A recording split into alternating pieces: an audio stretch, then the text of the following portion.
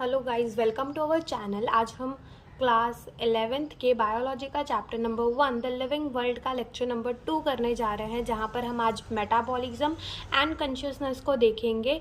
Okay, तो इसके पहले वाला जो लेक्चर था, लेक्चर नंबर 1, उसमें हमने देखा था बायोलॉजी की डेफिनेशन क्या होती है। बायो का मतलब होता है लाइफ एंड लॉजी का मतलब होता है टू स्टडी, यानी कि वहाँ पर हमको क्या करना पड़ता है, स्टडी करनी पड़ती है लाइफ फॉर्म की, लाइफ प्रोसेसेस की। ठीक है, हमने ये देखा था और हमने देखा था कि defining feature and characteristic feature क्या होता है। डिफाइनिंग फीचर वो जो सिर्फ लिविंग ऑर्गेनिज्म के अंदर प्रेजेंट होता है, ठीक है, और कैरेक्टरिस्टिक फीचर मे और may not be present in the living organism, जिसके अंदर हमने ग्रोथ एंड रिप्रोडक्शन देखा था। वो क्या था, हमारा कैरेक्टरिस्टिक फीचर। डिफाइनिंग फीचर के अंदर हमारा मेटाबॉलिज्म जो हम आज पढ़ेंगे, कॉन्शियसनेस जो कि हम आज पढ़ेंगे, और सेलुलर ऑर्गेनाइजेशन, ये कुछ होते हैं डिफाइनिंग फीचर जो कि सिर्फ लिविंग ऑर्गेनिज्म के अंदर देखने को मिलेंगे। फिर उसके बाद हमने ग्रोथ को देखा था, जिसमें हमने बोला था कि ग्रोथ का ट्विन कैरेक्टर ऑफ ग्रोथ क्या होता है, increase in number and increase in mass. हमने देखा था कि नॉन लिविंग ऑर्गेनिज्म भी ग्रो करता है, लेकिन एक्सटर्नल ग्रोथ करता है, इंटरनल ग्रोथ सिर्फ लिविंग ऑर्गेनिज्म करता है। फिर हमने रिप्रोडक्शन देखा था कि रिप्रोडक्शन क्या होता है, और फिर हमने ये भी पढ़ा था कि उसमें बडिंग क्या होती है, फ्रैगमेंटेशन क्या होती है, फिजन क्या होती है, ठीक है, ट्रू रीजनरेशन क्या होती है। वो सारे टाइप जो है वो हमने देख लिए थे। और आज हम स्टार्ट करेंगे मेटाबॉलिज्म। तो अगर हम बात करें तो एक ह्यूमन बॉडी के अंदर एक ही समय में बहुत सारी रिएक्शंस चल रही होंगी। वो कैसे बहुत सारी रिएक्शंस, अब मान लो कि तुम्हारे हाथ के पास कोई गरम गरम पेन रख दे और तुम उसको छुओगे, तुमने उसको छुआ और वो फटाफट से कहाँ पहुँचती है, वो सिग्नल तुम्हारे ब्रेन में। फिर ब्रेन से फटाफट से सिग्नल कहाँ आता है, तुम्हारे हाथ में, कि तुमको क्या रिस्पॉन्स करना है, उसको हटाना है। ठीक है, तो इतना जल्दी जल्दी ये जो जाती आती है, जैसे न्यूरॉन जो होते हैं, तो उसके उसी से ट्रैवल कर करके सिग्नल्स जो है वो आती जाती है। तो वहाँ पे भी क्या चल रही होती है, रिएक्शंस चल रही होती हैं। ऐसे ही सेल के अंदर बहुत सारी रिएक्शंस चल रही होती है एटीपी को बनाने के लिए। कहीं पे एटीपी का खर्चा हो रहा होता है और कहीं पर एटीपी यानी कि energy currency of the cell, ठीक है, एटीपी को कहते हैं, तो वो कहीं बन रही होती है तो कहीं खर्च हो रही होती है। जब हम कॉन्ट्रैक्ट करते हैं, एक्सरसाइज कर लेते हैं, अपने मसल्स को थोड़ा मूव कर लेते हैं, तो क्या होती है, हमारी एटीपी खर्च होती है और सेल्स के अंदर एटीपी बनती है। तो एक समय में बहुत सारी रिएक्शंस एक लिविंग ऑर्गेनिज्म के अंदर चल रही होती है। तो अब ये जो रिएक्शंस है ना, वो कन्वर्ट हो सकती है एक फॉर्म से दूसरे केमिकल फॉर्म के अंदर। कैसे, बाय द मेटाबॉलिक रिएक्शन। ठीक है, और इसी को क्या कहते हैं कि मेटाबॉलिक रिएक्शन के थ्रू ये सारी रिएक्शंस जो है वो चेंज हो सकती हैं।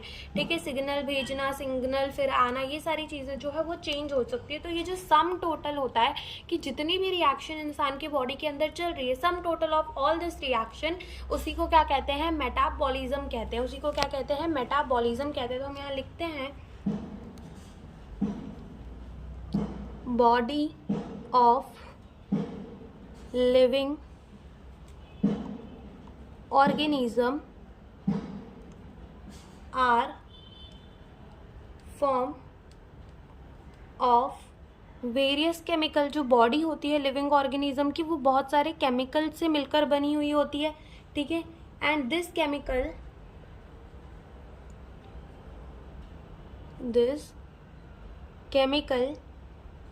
get converted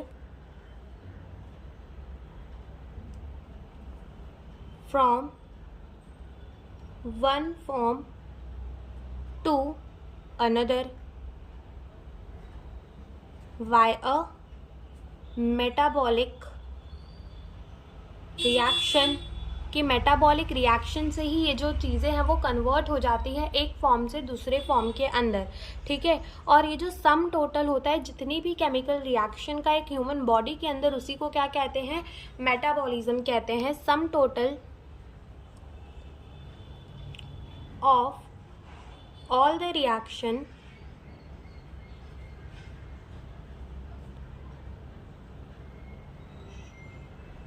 in living organism is known as metabolism।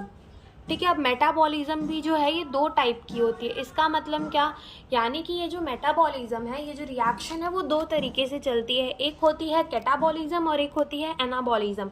तो कैटाबॉलिज्म क्या होता है, देखो नाम में ही आ रहा है काटा, तो यहाँ पे कोई एक बड़े से मॉलिक्यूल को तोड़ के एकदम उसके छोटे छोटे टुकड़े कर दिए जाते हैं। और एनाबॉलिज्म के अंदर क्या होता है कि कोई छोटे छोटे मॉलिक्यूल्स को जोड़ के कोई बड़ा मॉलिक्यूल बना दिया जाता है, तो उसको कह दिया जाता है एनाबॉलिज्म। ठीक है, तो यहाँ पर हमको दो मेटाबॉलिज्म्स देखने को मिलेंगे। एक होगा हमारा कैटाबॉलिज्म और एक होगा हमारा एनाबॉलिज्म।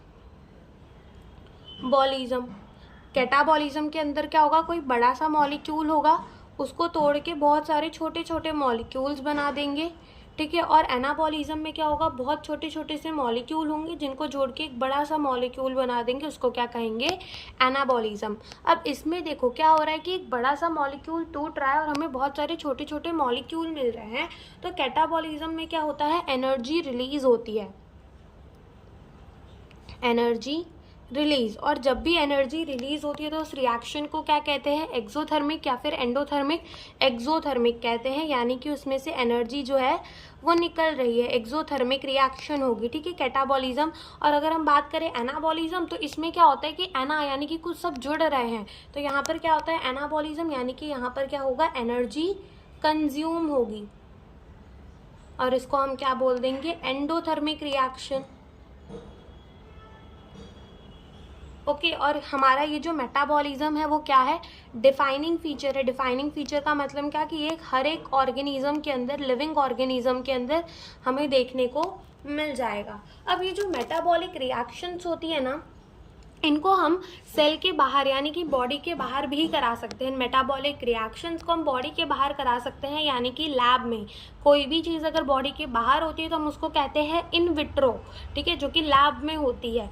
हाँ, और कोई भी चीज़ अगर बॉडी के अंदर होती है तो हम उसको कहते हैं इन वीवो। ठीक है, तो यहाँ पर हम क्या करा सकते हैं, ये जो मेटाबॉलिक रिएक्शन है इनको हम बॉडी के बाहर भी करा सकते हैं, जिसको हम क्या बोलेंगे कि हम कैसी रिएक्शन करवा रहे हैं, इन विट्रो। ठीक है, कहाँ करा रहे हैं, लैब के अंदर। तो वो जब होगा तो हम, जैसे मान लो कि हमारे पास क्या है, ये टेस्ट ट्यूब है, और इस टेस्ट ट्यूब के अंदर हम क्या करा रहे हैं, कोई मेटाबॉलिक रिएक्शन करा रहे हैं।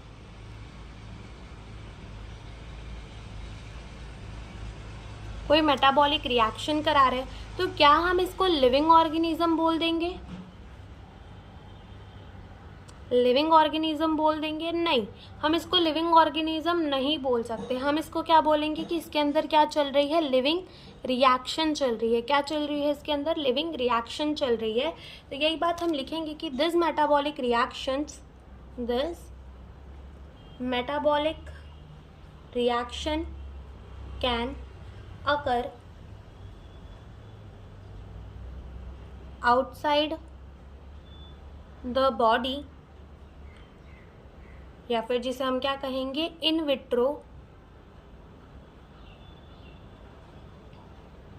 ठीक है, this metabolic reaction can also occur outside the body, यानी कि इन विट्रो भी हम ये रिएक्शंस को जो है करवा सकते हैं। तो यहाँ पर हमारा मेटाबॉलिज्म जो होता है वो खत्म। अब हम क्या स्टार्ट करेंगे, कॉन्शियसनेस स्टार्ट करेंगे। अब हम स्टार्ट करेंगे कि कॉन्शियसनेस जो है वो क्या होती है। तो ये भी हमारे एक टाइप का क्या होता है, डिफाइनिंग फीचर। क्या होता है ये डिफाइनिंग फीचर, इसका मतलब होता है कि लिविंग ऑर्गेनिज्म जो है वो अपनी आसपास की चीज़ों को कैसे सेंस कर रहा है, और उसे सेंस करने के बाद कैसे रिस्पॉन्स कर रहा है, उसी को कहते हैं कि कॉन्शियसनेस क्या होती है। तो यहाँ पे हम लिखेंगे कि टेक्निकली ये सबसे ज़्यादा कॉम्प्लिकेटेड और सबसे अच्छा फीचर होता है किसी भी ऑर्गेनिज्म को लिविंग कहने का। ठीक है, हम लिखेंगे कि टेक्निकली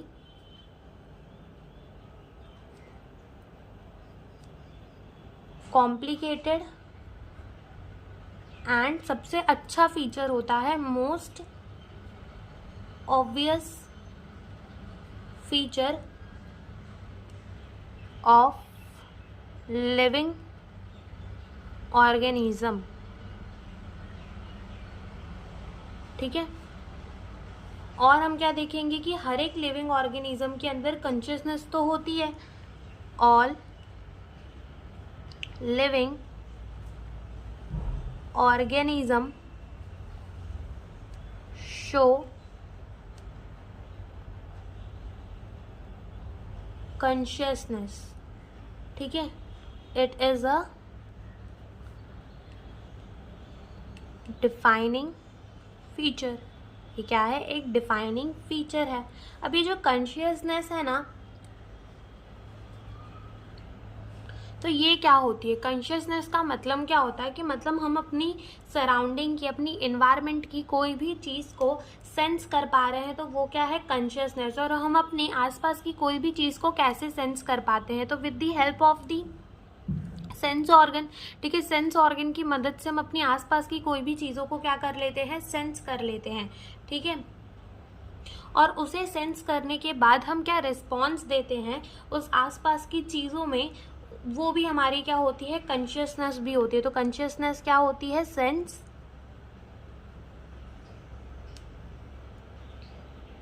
द एनवायरमेंटल चेंजेस, जो एनवायरमेंट के अंदर चेंजेस हो रही है उन्हें सेंस करना, एंड रिस्पॉन्स टुवर्ड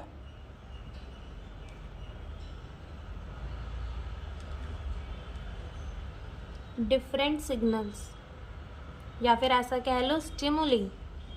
स्टिमुली का मतलब होता है कोई भी सिग्नल आ रही है उसमें, ठीक है। और हम कैसे चीज़ों को सेंस करते हैं, we sense changes by our sense organ, ठीक है। तो कोई भी चीज़ जो होती है, हर एक ऑर्गेनिज्म के पास ये कॉन्शियसनेस जो है वो हमें देखने को मिल ही जाएगी।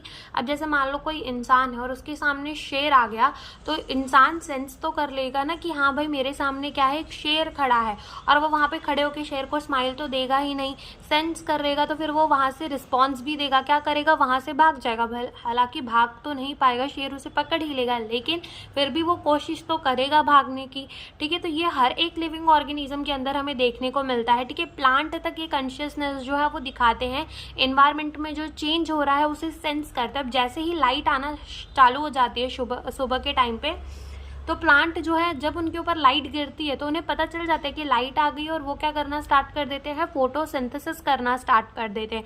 ऐसे ही एक वीनस फ्लाई ट्रैप नाम का प्लांट होता है, उसके ऊपर कोई भी इंसेक्ट बैठता है तो वो उसे क्या कर जाता है, खा जाता है। तो वो भी क्या करता है, सेंस कर लेता है एनवायरनमेंट में, ठीक है। तो यहाँ हम लिखेंगे all living organism aware of their surrounding, वो अपने सराउंडिंग के अवेयर होता है कि उसके आसपास कौन सी चीज़ें चल रही हैं और कौन सी चीज़ें नहीं, यानी कि वो क्या होता है, दे आर कॉन्शियस।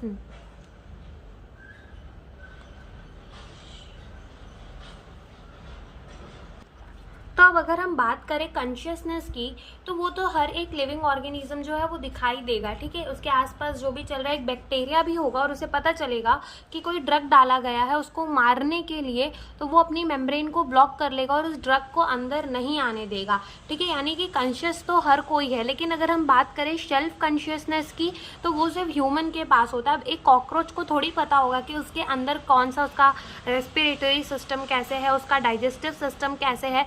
तो जो कॉकरोच वगैरह है या फिर जो बैक्टीरिया, उन्हें नहीं पता कि उनके अंदर क्या चल रहा है, लेकिन ह्यूमन पढ़ते ही हैं ह्यूमन फिजियोलॉजी के बारे में, तो हम अपने बारे में भी कॉन्शियसनेस है, हमें अपने बारे में भी चीज़ें जो है वो पता है। इसलिए हम क्या कहेंगे कि only human are aware of themselves, ठीक है, दे आर सेल्फ कॉन्शियस, ठीक है। वो क्या है, सेल्फ कॉन्शियस है, और ये भी क्या है, काइंड ऑफ डिफाइनिंग फीचर है, ठीक है, ह्यूमन के अंदर। ओके, अब हम देखेंगे प्लांट के बारे में। तो हमने बोला कि प्लांट भी जो है वो रिस्पॉन्स कर सकता है, वो भी अपने सराउंडिंग की जो चीज़ें हैं उन्हें क्या कर सकता है, सेंस कर सकता है। तो हम लिखेंगे यहाँ पर कि plant can show response to light, light को रिस्पॉन्स कर सकता है। टेम्परेचर को भी रिस्पॉन्स कर सकता है। कैसे? जब कभी कभी अगर टेम्परेचर जो है वो ज़्यादा हो जाता है जिसके वजह से वाटर का लॉस, ठीक है, प्लांट से ज़्यादा होता है, जिसके वजह से प्लांट की जो लीफ होती है वो इन्वर्ट कर्ल कर जाती है, ऐसे थोड़ी सी घूम जाती है, ताकि उसका जो पानी है वो ज़्यादा ना उड़े उसके पत्ते से, ठीक है, ज़्यादा पानी का लॉस ना हो, तो टेम्परेचर को भी करती है। वाटर स्टेटस, ठीक है, वाटर स्टेटस को भी प्लांट जो है वो रिस्पॉन्स कर लेती है कि अगर कहीं पे पानी की कमी है, ठीक है, पानी की कमी है, तो प्लांट क्या करेगा, प्लांट जो है अपना ज़्यादा पानी वेस्ट नहीं करेगा, यानी कि अपने स्टोमेटा को बंद कर लेगा ताकि ज़्यादा पानी ना वेस्ट हो, ठीक है, ज़्यादा पानी ना वेस्ट हो इस वजह से। और पॉल्यूटेंट, कि अगर कुछ ज़्यादा पॉल्यूशन वाली गैस है तो प्लांट अपने स्टोमेटा को क्लोज कर लेगा और लेगा नहीं।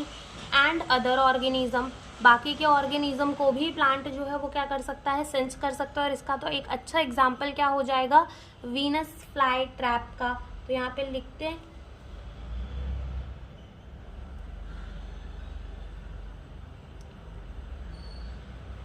वीनस फ्लाई ट्रैप का।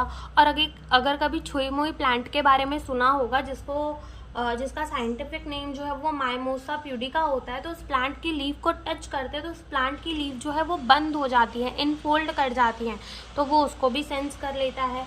इफ यू टच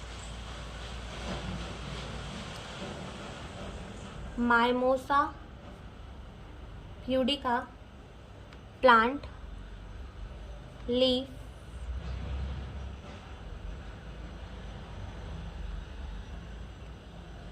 इनफोल्ड, ठीक है। और जो फोटो पीरियड है वो भी प्लांट सेंस कर लेता है। फोटो पीरियड का मतलब क्या कि कितने टाइम तक लाइट आ रही है, कितने टाइम पे लाइट आना बंद हो जाती है, कब लाइट आ रही है, कब लाइट नहीं आ रही, तो इसको भी जो है प्लांट सेंस कर लेता है, ठीक है। अब अगर हम बात करें कोमा पेशेंट की, तो जो कोमा पेशेंट्स होते हैं उनके ऑर्गन जो होते हैं वो तो काम कर रहे होते हैं, ठीक है, ऑर्गन जो होते हैं वो साथ में काम कर रहे होते हैं, लेकिन उनके पास सेल्फ कॉन्शियसनेस नहीं होती। क्यों नहीं होती? क्योंकि अभी वो कोमा में है, उनका ब्रेन जो होता है डेड होता है, बट वो फिर भी क्या होते हैं, लिविंग होते हैं। तो ये भी हम लिख लेंगे।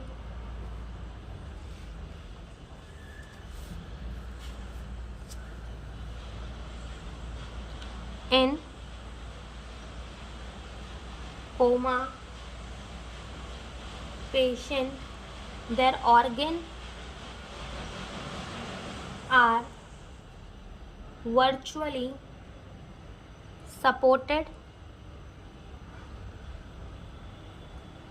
by machines. They lack self consciousness, ठीक है, उनके पास सेल्फ कॉन्शियसनेस जो है वो नहीं होती, बट दे आर लिविंग, लेकिन वो क्या होते हैं, जिंदा होते हैं, कभी भी कोमा में से बाहर आकर अच्छे खासे एक इंसान की तरह जीने लग सकते हैं, ठीक है। और यहाँ पर हमारा एक और टॉपिक बचता है जो कि है क्या, हमारा इमिग्रेंट प्रॉपर्टी, ठीक है। अब इमिग्रेंट प्रॉपर्टी क्या होता है कि जैसे अगर हम बात करें हमारे सेल की और टिश्यू की, तो टिश्यू जो है उसके पास क्या है, एक पूरा मैकेनिज्म है कि वो स्पेसिफिक काम परफॉर्म कर सकता है, ठीक है।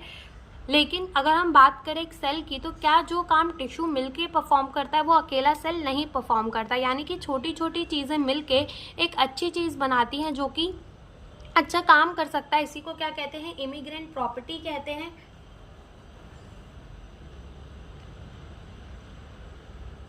तो यहाँ पर हम क्या लिखेंगे, इमर्जेंट प्रॉपर्टी, ठीक है। तो इसी को हम क्या कहते हैं, इमर्जेंट प्रॉपर्टी भी कहते हैं। इसका मतलब कि things at lower level interact to make more developed entity या entities, ठीक है। और एक और चीज़ यहाँ पे जो हमारी बचती है वो ये है कि जितने भी लिविंग ऑर्गेनिज्म होते हैं, चाहे वो पास्ट के हो यानी कि जो ख़त्म हो गए हो, प्रेजेंट के हो यानी कि अभी जो जी रहे हो, या फिर वो फ्यूचर के हो यानी कि फ्यूचर में आने वाले हो, तो उन सबके पास एक कॉमन शेयर, ठीक है, वो सब जो है वो एक चीज़ जो है वो कॉमनली शेयर करते हैं। और वो कॉमन चीज़ क्या शेयर करते हैं?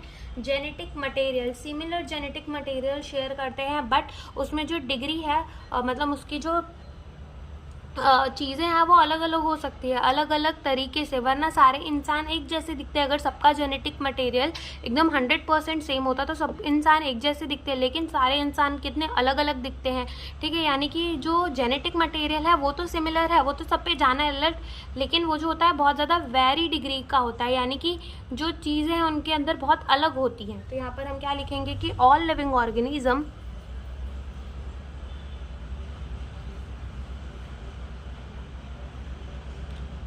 organism of past, present and future